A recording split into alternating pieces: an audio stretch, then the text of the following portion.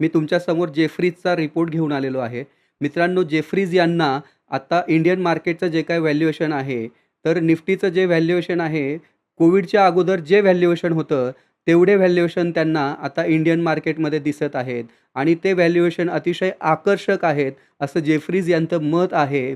आणि या व्हॅल्युएशननुसार मित्रांनो, निफ्टीला लीड करण्यासाठी बँक, फार्मा आणि त्यांच्यासोबत रिअल इस्टेट हे सेक्टर लीड करू शकतात निफ्टीला. तर मित्रांनो, तुमची या सेक्टरवरती नजर आहे की नाही? जर असेल तर आम्हाला कमेंट बॉक्समध्ये नक्की कळवा. आणि पुढील 12 महिन्यांचा जो काही फॉरवर्डेड पी-ई आहे, तो पी-ई मित्रांनो 17 आहे. असं पण म्हटलेलं आहे की मागील 5 वर्षांचं जे काही निफ्टीचं व्हॅल्युएशन होतं, त्या व्हॅल्युएशननुसार मित्रांनो 12% डिस्काउंटमध्ये आत्ताचं व्हॅल्युएशन मिळत आहे.